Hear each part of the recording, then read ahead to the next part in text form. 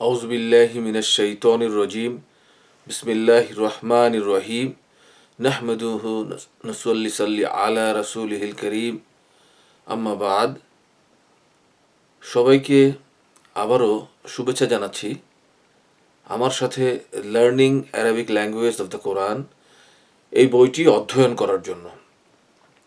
বরাবরের মতো আজকে আমরা শুরু করব এ সপ্তাহের জন্য ইনশাআল্লাহ চ্যাপ্টার 13। যাদের হাতে আপনাদের কাছে বইটি আছে সবাই চ্যাপ্টার 13-এ চলে যান, পেজ নাম্বার 125। এই ব্যাপারে আমি একটু আপনাদেরকে আগে থেকে বলে রাখি, আরবি বাক্যগুলোকে প্রধানত দুই ভাগে ভাগ করা হয়। একটা হচ্ছে জুমলা ইসমিয়া আর একটা হচ্ছে জুমলা ফেলিয়া। জুমলা ইসমিয়া আমরা আগেই পড়েছি, যা দিয়ে যে বাক্যটা মোটামুটি নাউন দিয়ে শুরু হবে ওগুলোকে আমরা বলি জুমলা ইসমিয়া। আর যে বাক্যগুলো ফেল দিয়ে শুরু হবে বা ক্রিয়াপদ দিয়ে শুরু হবে এগুলোকে বলা হয় জুমলায় ফেলিয়া। আপনি ব্যাপারটাকে এভাবেও দেখতে পারেন, জুমলায় ফেলিয়া হচ্ছে ক্রিয়াপদ প্রধান বাক্য আর জুমলা ইসমিয়া হচ্ছে ইসিম প্রধান বাক্য। চলুন আমরা আমাদের সরাসরি পড়াতে চলে যাই। লেখক প্রথমে একটা এক্সাম্পল দিয়েছেন সূরাতুল বাকারার 211 নম্বর আয়াত। ওয়াকাতালা, খেয়াল করুন, ওয়াকাতালা, ওয়া দিয়ে বাক্য শুরু। আরবি ভাষায় সর্বোচ্চ প্রায় 21টি অর্থে ওয়ার ব্যবহার হয়। তার ভিতরে একটি হচ্ছে এমন, ধরুন আপনি একটি ইংরেজি বাক্য লিখছেন, বাই ডিফল্ট আপনি বাক্যটা লেখার সময়, বাক্য শুরু করার সময় আপনি ক্যাপিটাল লেটার দিয়ে বাক্যটা শুরু করবেন। যেমন ধরুন, to my beloved father, to বাক্য শুরু হচ্ছে, এই টুটা বাই ডিফল্ট সবসময়ই ক্যাপিটাল লেটার হবে। ধরুন আপনি লিখছেন আই লিভ ইন চিটাগং, এই আই শব্দটা সবসময়ই ক্যাপিটাল হবে। মানে বাক্য লেখার শুরুতে বা ফুল স্টপের পরে যখন আপনি আরেকটা বাক্য শুরু করেন তখন আপনি সবসময় ক্যাপিটাল লেটার দিয়ে শুরু করেন। আরবিতে এই ওয়াটা অনেকটা ক্যাপিটাল লেটার বা বাক্য শুরু করার অর্থে ব্যবহৃত হয়। আসুন, কাতালা দাউদু জালুতা, খেয়াল করুন, কাব জবর কা, তা জবর তা, কাতালা শব্দটা ফালার ফর্মের সাথে মিলে যায় কিনা? ইয়েস, যায়। কতল করা মানে হত্যা করা। কাতালা দাউদু, দাউদ হত্যা করেছিলেন কাকে? জালুতকে।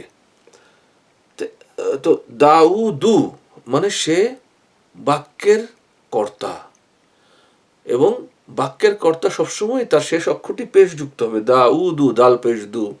জালুতা, সে কি? সে অ্যাকুইজিটিভ বা হালাতে নসব বা সে অবজেক্ট, তা জবর তা। কাতালা দাউদু জালুতা, দাউদ জালুদকে হত্যা করেছিল এবং বাক্য শুরু হয়েছে কাতালা দিয়ে, তাই এই বাক্যটিকে বলা হচ্ছে জুমলাতুল ইসমিয়া।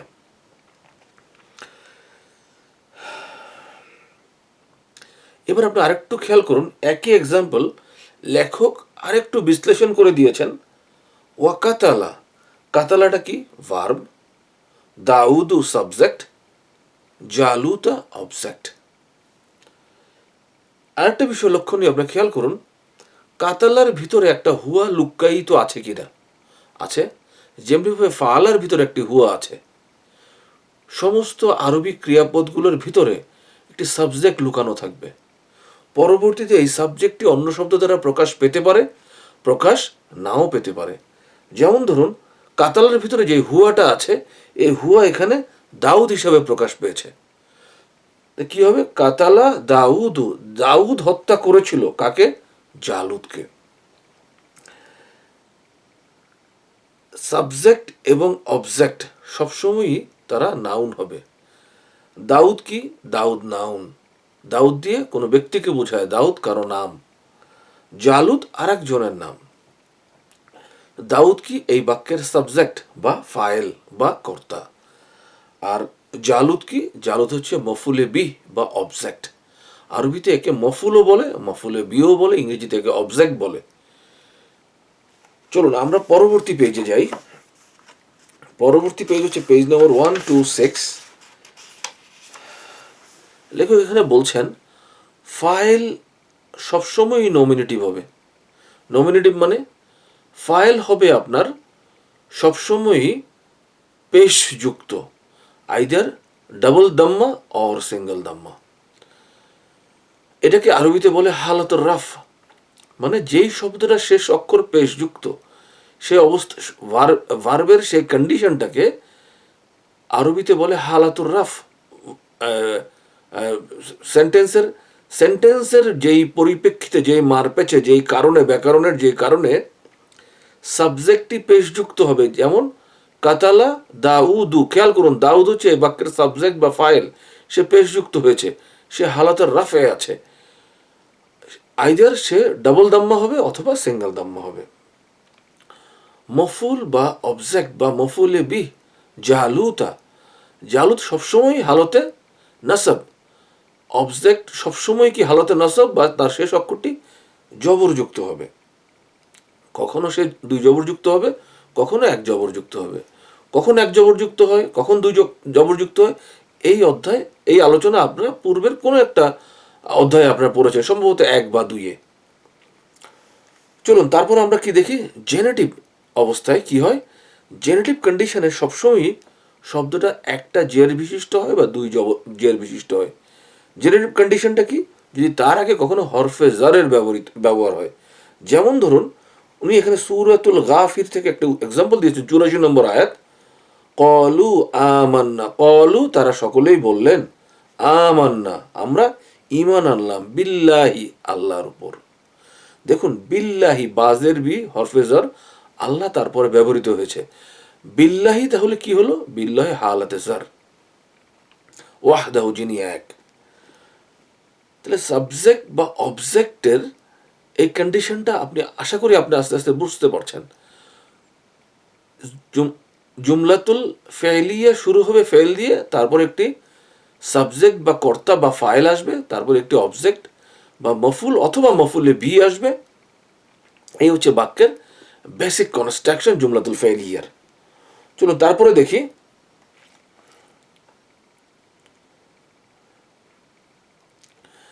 উনি তারপর আরেকটা এক্সাম্পল দিয়েছেন, খেয়াল করুন, ওয়াইজ ফারাকনা বিকুমুল বাহরা ফাআনজাইনাকুম।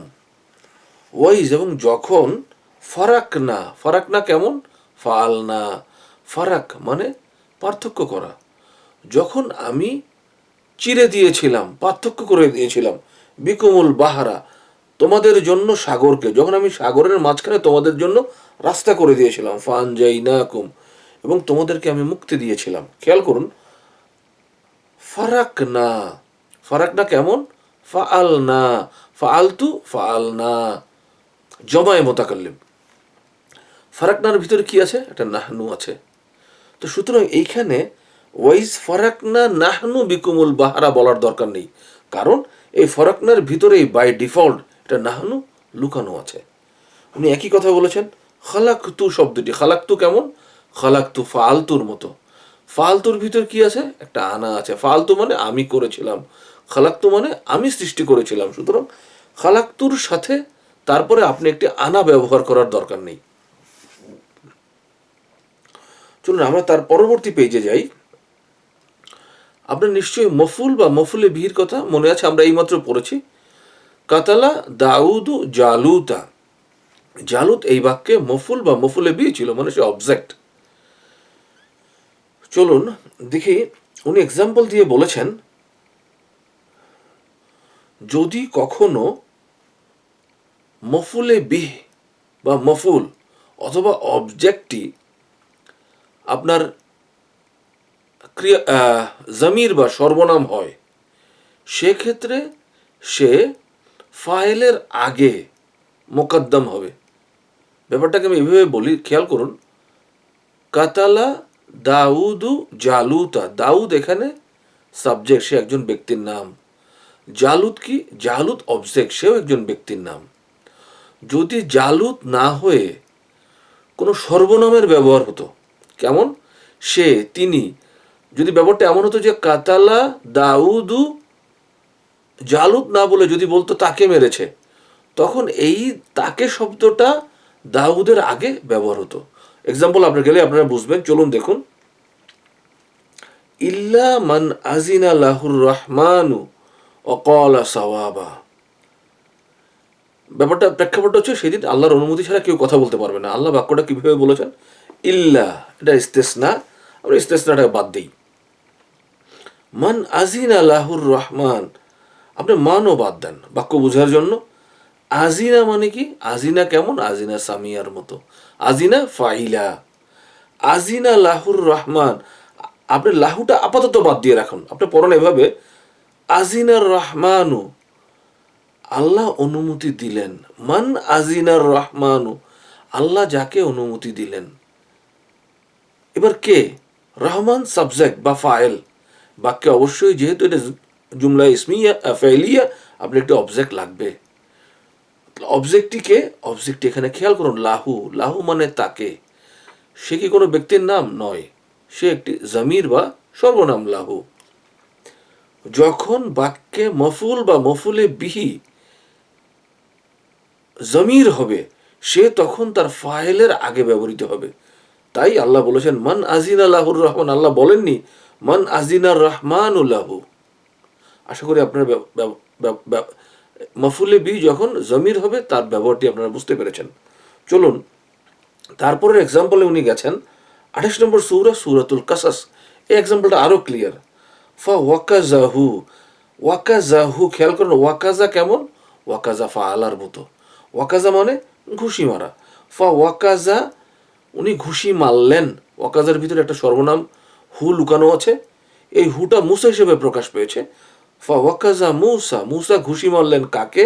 হু মানে তাকে, ওই লোকটাকে।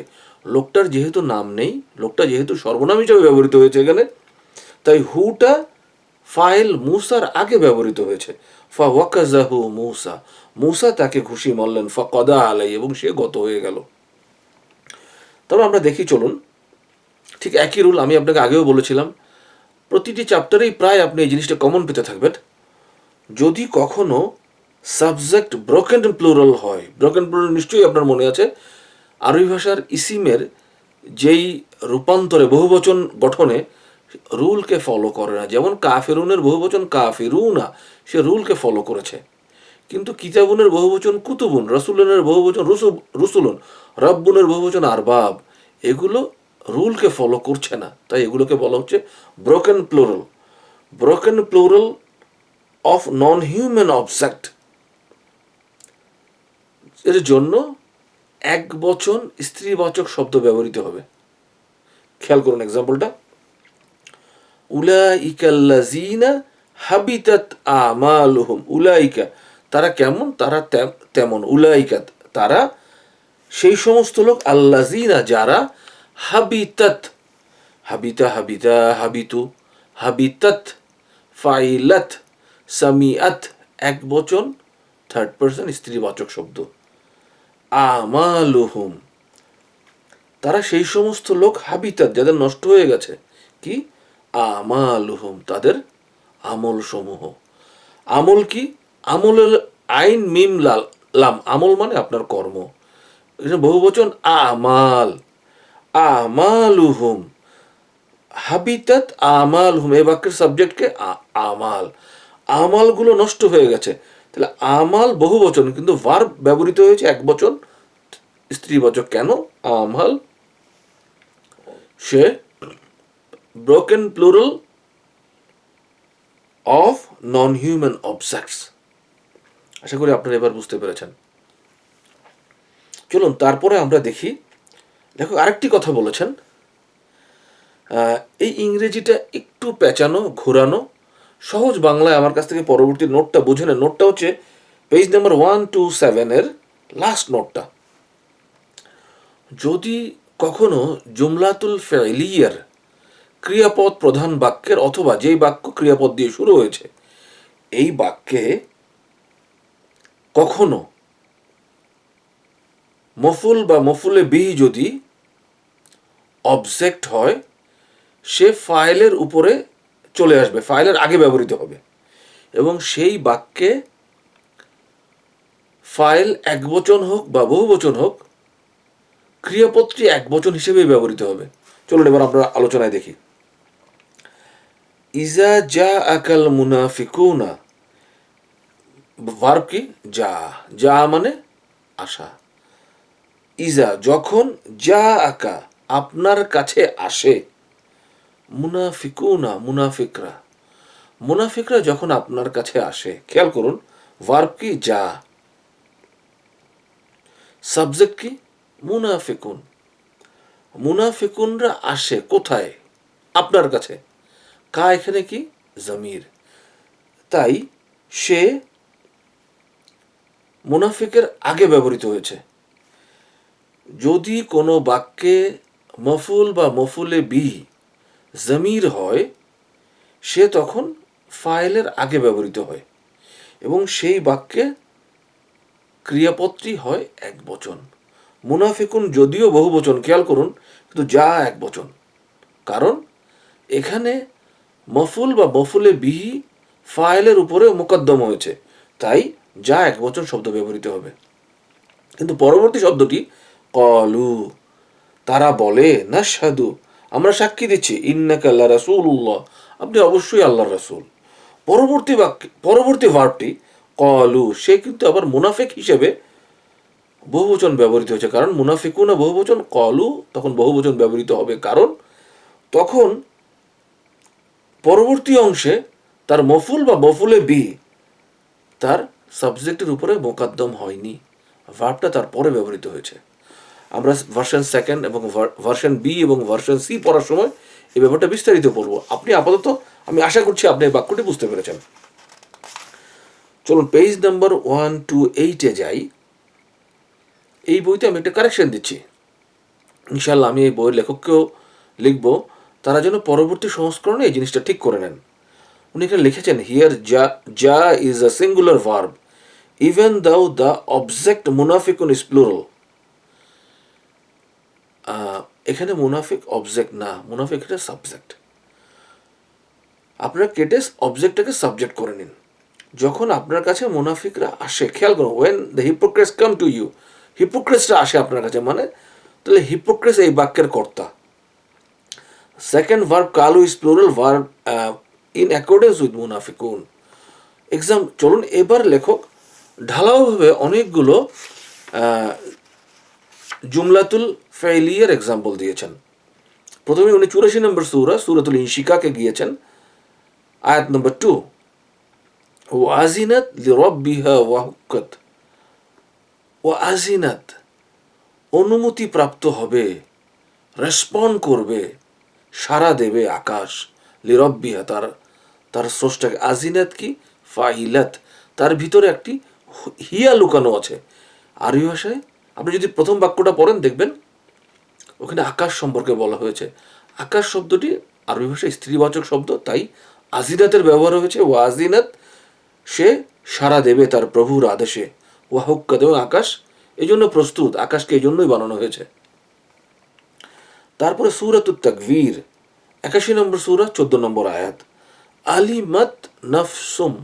খেয়াল করুন, আলিমাত কেমন? আলিমা, আলিমা, আলিমু, আলিমাত, ফাইলাত, তার ভিতরে একটি হিয়া লুকানো আছে। এই হিয়াটি এখানে নাফসুন হিসাবে প্রকাশ পেয়েছে। আলিমাত নাফসুন, প্রতিটি সত্তা জানতে পারবে। মা আহ দরাত, সে কি হাজির করেছে, সে কি পেশ করছে। মানে কিয়ামতের দিন সবাই জানতে পারবে আমি আমার সাথে কি নিয়ে এসেছিলাম, আমি আগে অগ্রে আমি কি প্রেরণ করেছিলাম। তারপরে আসুন সূরাতুল আবাসা 80 নম্বর সূরার প্রথম আয়াত, আমার অত্যন্ত প্রিয় আয়াত, অত্যন্ত প্রিয় আয়াত। আবাসা ওয়াতাওয়াল্লা, প্রফেট কি করলেন? আবাসা, উনি একটু ভ্রুকুঞ্চিত করলেন, ওয়াতাওয়াল্লা, এবং উনি ফিরে গেলেন। কি হয়েছিল? প্রফেট এলিটদের নিয়ে, ওই সোসাইটির এলিটদের নিয়ে উনি দাওয়াতি কাজে ছিলেন। এমন সময় সেখানে একজন অন্ধ সাহাবী উপস্থিত হলেন কিছু জানার জন্য। প্রফেট একটু ভ্রুকুঞ্চিত করলেন এবং একটু আরেক দিকে ফিরে গেলেন, মানে প্রফেট ওনাকে অ্যাটেনশন দেননি। আল্লাহর সাথে সাথে প্রফেটকে কারেকশন দিচ্ছেন, প্রফেট আপনি এই কাজ করতে পারেন না। আমি একটা জিনিস আপনাদেরকে ক্লিয়ার করতে চাই, মানব জীবন ভুল ত্রুটির ঊর্ধ্বে নয়। প্রফেটের ভুলের কারেকশন কে দেবেন? স্বয়ং আল্লাহ, আমি বা আপনি নন। এই আলোচনা আমরা যত কম করব আমাদের জন্য, আমাদের ঈমান আমলের জন্য ততই উত্তম। কোরআন শরীফে প্রফেটের ভুলকে আল্লাহ কীভাবে কারেকশন দিয়েছে জানেন?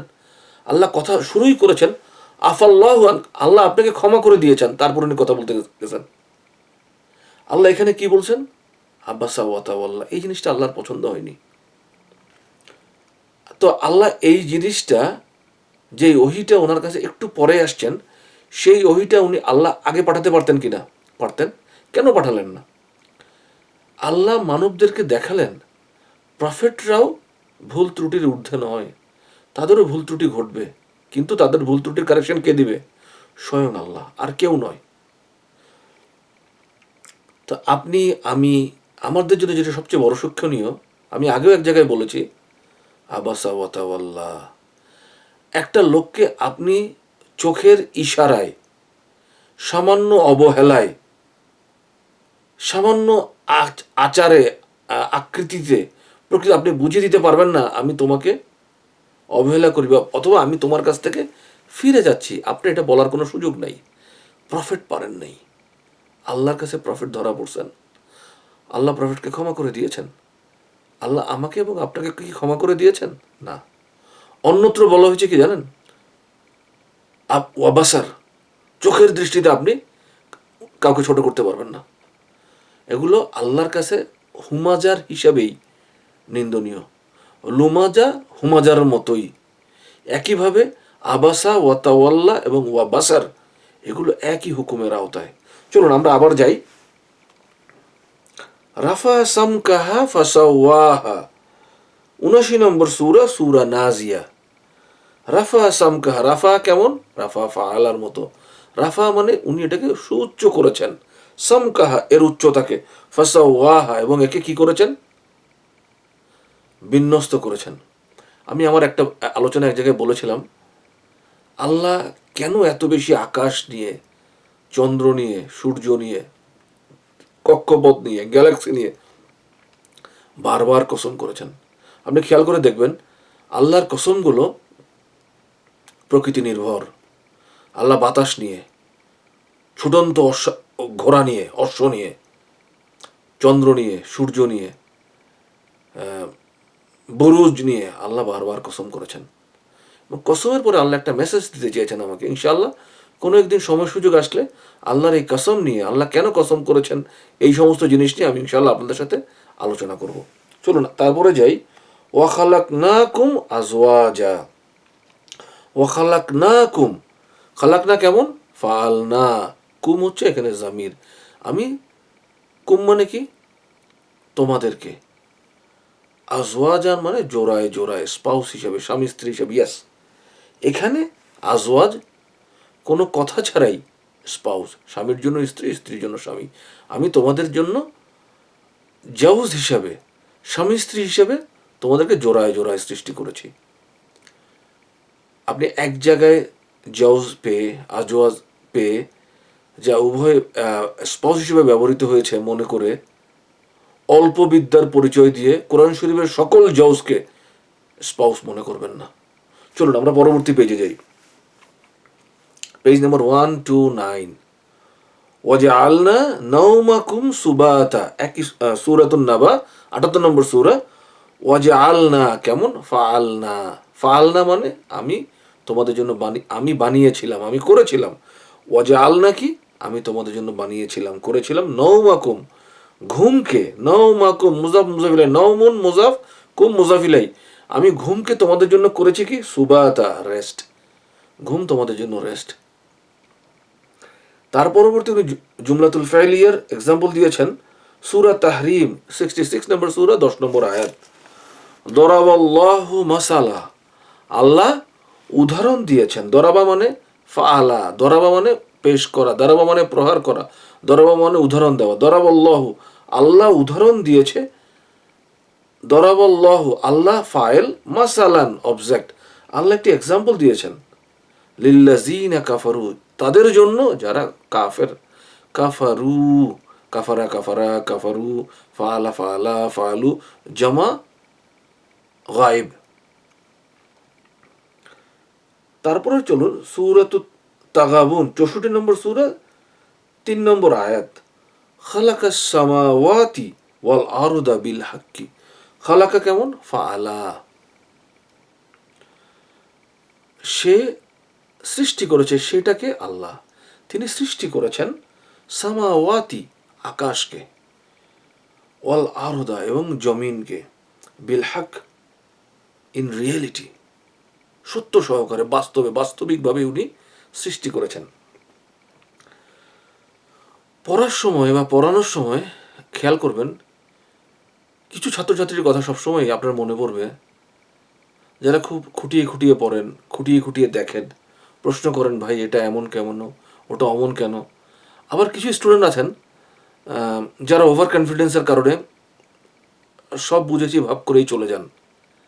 আপনি যখন পড়বেন বা পড়াবেন, এই জিনিসগুলো আপনাকে খুব আন্দোলিত করবে। আমার এই মুহূর্তে আমার একজন ছাত্রীর কথা খুব মনে পড়ছেন। উনি অবশ্যই আমাকে প্রশ্ন করবেন, খালাকা যদি ভার্ব হয়, উনি প্রশ্নটা এভাবে করবেন, খালাকা যদি ভার্ব হয় আর সামাওয়াতি যদি অবজেক্ট হয়, আপনি তো একটু আগেই বলেছেন অবজেক্ট সবসময় জবরযুক্ত হয়, যেমন ওয়াল আরদা, পরবর্তী অবজেক্টটা কেন, এই বাক্যে দুটি অবজেক্ট বা মফুলে বি দুটি, তাহলে সামাওয়াতা হইল না কেন, ওয়াল আরদা হইল কেন? আমি তার জন্য জবাবটা দিচ্ছি, উত্তর দিচ্ছি। আপনি চলুন পেজ নাম্বার 44-এ।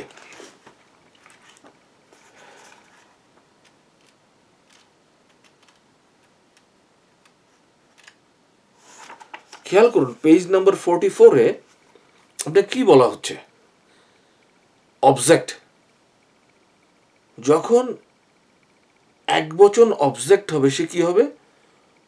মুসলিমাতান। সেকেন্ড টেবিলের থার্ড লেটারে আসুন। প্রথম শব্দটা কি লেখা আছে? মুফরাদ, তারপরে মুসলিমাতুন, তারপরে মুসলিমাতান। খেয়াল করুন, সে যখন একবচন অবজেক্ট, সে কেমন? মুসলিমাতান। যদি দুই বচন অবজেক্ট হয়, মুসলিমাতাইনে। যদি বহুবচন অবজেক্ট হয়, মুসলিমাতিন। যখন কোনো নাউন স্ত্রীবাচক শব্দ হয়, যেমন মুসলিমাতুন, সে যখন অবজেক্ট দুই জবর বিশিষ্ট মুসলিমাতান। সে যখন বহুবচন অবজেক্ট, তার ফর্মটা কি? মুসলিমাতিন, তা দুই জের তিন। এবার আপনি আবার আপনার টেক্সটে ফেরত আসুন, খালাকাস সামাওয়াতি, তাহলে সামাওয়াতা হবে না, সামাওয়াতি হবে, সামাওয়াতি হবে, কারণ তার মূল ফর্মেই সে জের, হালাতে নাসবেই সে জের। আশা করি ব্যাপারটা আপনারা বুঝতে পেরেছেন। না বুঝলে ইনশাআল্লাহ আমরা ভার্সন বি এবং সি পড়ার সময় আপনার কাছে ক্লিয়ার হবে। প্লিজ একটু ইনকুইজিটিভ হওয়ার চেষ্টা করুন, এটা কেন, ওটা কেন, এভাবে পড়ার চেষ্টা করুন, জিনিসগুলো আপনার কাছে খুব তাড়াতাড়ি ধরা দেবে।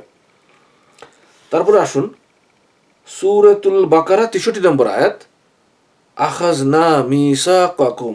আখাজনা, আমি গ্রহণ করেছিলাম, ফাআলনা, আখাজনা, আমি গ্রহণ করেছিলাম, মিসাকাকুম, তাদের কাছ থেকে অঙ্গীকার, ওয়া রাফা'না, রাফা'না কেমন? ফাআলনা, রাফা'না, আমি তুলে ধরেছিলাম, ফাওকাকুম, তাদের উপরে, তুরা, তুর পর্বতকে। তারপর উনি গেছেন সূরা কাহফে 18 নম্বর সূরা 17 নম্বর আয়াত, ইজা তালাআত তাজাওয়ারু। ইজা তালা, খেয়াল করুন, তালা তালা তালাউ তালাআত। তালা মানে সূর্য যখন উদিত হয়, ইজা তালাআতি তাজাওয়ারু, যখন সূর্য ওঠে, তাজাওয়ারু, সে পাশ কেটে চলে যায়, আন কাহফিহিম, তাদের গুহার, জাতাল ইয়ামিন, ডান দিকে। মানে আল্লাহ আসাবে কাহফের যে যুবকরা ঘুমিয়েছিল তাদেরকে এইভাবে সংরক্ষণ করছে, বলছে যে ওদেরকে আমি একবার ডান দিকে ফিরে, একবার বাম দিকে ফিরে। সূর্য যখন উঠে তাদের গুহার পাশ কেটে চলে যায়, যেন তাদের ঘুমের সময় তাদের তাদের কষ্ট না হয়। আবার যখন বিকেলবেলা হয়, সূর্য যখন ডুবে, তখন তাদের তাদের গুহাকে আরেক দিকে রেখে চলে যায়। অদ্ভুত, অ্যামেজিং এই জিনিসের বর্ণনা। ইনশাল্লাহ আমরা, ইনশাল্লাহ আমাদের শরীর মন মানসিকতা সুস্থ থাকলে আমরা আরবি ল্যাঙ্গুয়েজ পড়ার পর ইনশাল্লাহ এইসব সূরা নিয়ে আমি আপনাদের গ্রামাটিক্যাল ব্যাখ্যায় যাব। তারপর উনি বলেছেন 18 নম্বর সূরা আবার, ফালাম্মা বালাগা মাজমা বাইনিহিমা নাসিয়া হুতাহুমা। খেয়াল করুন, ফালাম্মা, যখন, মূসা আলাইহিস সালাম এবং তার সঙ্গীটি, বালাগা বালাগা বালাগা, পৌঁছলো, তারা উভয়ে যখন পৌঁছলো, যদি বালাগা এক বচন হইতো কি হইতো, শুধু মুসা আলাইহিস সালাম যখন পৌঁছলো, কিন্তু বালাগা তারা উভয়ে যখন পৌঁছলেন, মাজমা সেই সম্মিলন স্থলে, বাইনি হিমা নাসিয়া হু তাহুমা, নাসিয়া নাসিয়া নাসিয়া, তারা উভয়ে ভুলে গিয়েছিলেন হু তাহুমা, তাদের মাসটির কথা। আশা করি আপনারা জুমলাতুল ফেলিয়া বুঝতে পেরেছেন। যেই সব বাক্যের শুরুতেই ক্রিয়াপদের ব্যবহার হয় এবং বাক্যে একটি সাবজেক্ট এবং অবজেক্ট থাকে, ওগুলোকে আমরা কি বলি? জুমলাতুল ফেলিয়া বলি। আমার প্রিয় ছোট ভাই জসিম ভাইকে কালকে পড়াচ্ছিলাম, উনি বলেছেন প্রতিটি লেকচারের শেষেই 3 মিনিট করে আপনি আমাকে একটা ব্রিফ সামারি দেবেন। উনি অনেক পড়ছেন, আল্লাহর হাজার শুকরিয়া। মাঝে মাঝে আমার এই কষ্টকে খুব বেশি সার্থক মনে হয় যখন কাউকে দেখি এভাবে পড়ছেন, পড়ার জন্য আমার কাছে আসছেন, এসে আবার ভিডিও লেকচারগুলো দেখে আমাকে বলছেন আমি এত কিছু আমার শোনার সময় নেই, আপনি যেগুলো বলেন এগুলো আমি এখন সব জানি। আপনি প্রতিটা লেকচারের পরে আমার জন্য 3 মিনিটের একটা আপনি সামারি বলবেন, ওই সামারি পড়লে আমি বুঝবো, আমার এত কিছু পড়ার এখন আর সময় নেই। জসিমের জন্য বলছি, জুমলাতুল ফেলিয়া কি হবে? বাক্যটা শুরু হবে ভার্ব দিয়ে, বাক্যে একটি সাবজেক্ট বা ফাইল থাকবে। কখনো ভার্বের ভিতরে যে লুকায়িত সাবজেক্টটা আছে, জমিরটা আছে, সেটাই ভার্ব হিসেবে ব্যবহৃত হবে, অথবা সেটি কখনো প্রকাশ পাবে অন্য একটি শব্দে, তখন এই শব্দটাকে আমরা কি বলি? ফাইল বলি বা সাবজেক্ট বলি। তারপরে সে একটি অবজেক্টের দ্বারস্থ হবে, মানে যে এই কাজটি শেষ করছে। আমি ভাত খাই, আমি সাবজেক্ট, খেয়াল করুন, খাই ভার্ব, কি খাই? ভাত খাই, ভাতটি অবজেক্ট। এই অবজেক্টকে আরবিতে মফুল বলে বা মফুলে বিহ বলে। নর্মালি আরবি ক্রিয়াপদের গঠন কি? প্রথমে ভার্ব, তারপরে সাবজেক্ট, তারপরে অবজেক্ট। অবজেক্টটি যদি কখনো জমির হয়, সে ভার্বের আগে ব্যবহৃত হবে। যেমন ফাওয়াকাজাহু মূসা, এমন কোনো বাক্যে যেখানে সাবজেক্ট অবজেক্টটি আগেই চলে এসছে, সেই সমস্ত বাক্যে কি হবে? ভার্বটি একবচন হবে, সাবজেক্ট একবচন বা বহুবচন যাই হোক না কেন। সেকেন্ড রুল হচ্ছে, যদি কখনো সাবজেক্টটি ব্রোকেন প্লুরাল হয়, কিসের? নন হিউম্যান অবজেক্টের, তখন সে একবচন স্ত্রীবাচক শব্দ তার ক্রিয়াপদ হবে। এই মোটামুটি এই চ্যাপ্টারের সামারি। ইনশাল্লাহ সামনে কোনো একদিন আপনাদের সাথে আবার মিলিত হব পরবর্তী চ্যাপ্টার নিয়ে। সে পর্যন্ত ভালো থাকবেন, সুস্থ থাকবেন। আমাদের পরবর্তী চ্যাপ্টারটা হচ্ছে চ্যাপ্টার 12, এটাও অতীতকালের ভার্ব নিয়ে আলোচনা। সে পর্যন্ত ভালো থাকুন, সুস্থ থাকুন। আসসালামু আলাইকুম ওয়া রাহমাতুল্লাহি ওয়া বারাকাতুহু।